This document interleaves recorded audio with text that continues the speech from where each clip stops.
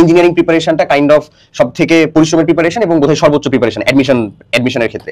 তো that doesn't mean যে আসলে ভার্সিটি প্রিপারেশন নিয়ে মানুষ ভার্সিটিতে হতে পারে না, ইঞ্জিনিয়ারিং প্রিপারেশন মানুষ ভার্সিটিতে হতে পারে না, মেডিকেল প্রিপারেশন নিয়ে হতে পারে না। প্রিপারেশনটা আসলে ভাই নিজের কাছে, এটা অ্যাজ ইউজুয়াল একেবারে খুব কমন একটা ইস্যু। বাট ভাই আমি যেটা বলতে চাচ্ছি, ঢাকা ইউনিভার্সিটি ভর্তি পরীক্ষার ক্ষেত্রে অবশ্যই সেটা আমাদের ভর্তি পরীক্ষার প্যাটার্ন থেকে totally kind of different. First of all written MCQ একসাথে, তার উপরে আবার উইদাউট ক্যালকুলেটর। আমাদের ইঞ্জিনিয়ারিং, আমার নিজের ইঞ্জিনিয়ারিং প্রিপারেশন ছিল, সো ইঞ্জিনিয়ারিং প্রিপারেশন নেওয়া মানুষজন যারা অ্যাসপিরেন্ট তাদের কাছে ক্যালকুলেটর একটা মানে কি বলবো সহযোগী, মানে চরম লেভেলের একটা সহযোগী হাতিয়ার। তো উইদাউট ক্যালকুলেটর তো ক্যালকুলেশন প্লাস এই টেন্ডেন্সিটা তো আনা লাগছে। এটা আসলে কখন থেকে শুরু করেছিলেন? ক্যালকুলেটর ছাড়া আমি যেটা খেয়াল করে দেখলাম যে আমি আগে মনে করতাম যে ক্যালকুলেটর ছাড়া বলতে বড় বড় ক্যালকুলেশনস করতে হয় মাথার মধ্যে।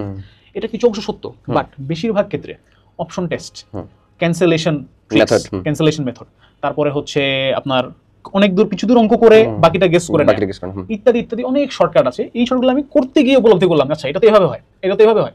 মানে একটা অঙ্ক দেখে আমার কাছে মনে হচ্ছে যে এটা তো জীবনে করা পসিবল। আবার কিছু জিনিসের ভাই এমনও থাকে না যে উত্তর কাইন্ড অফ কাছাকাছি মোরালেস সেম, একক দিয়ে ডিফারেন্স দিয়ে রাখছে। এককের বা মাত্রার এই জিনিসটাতে যদি আমরা মিলাইতে পারি তাহলে আমাদের অপশন টেস্টের আর প্যারা লাগতেছে।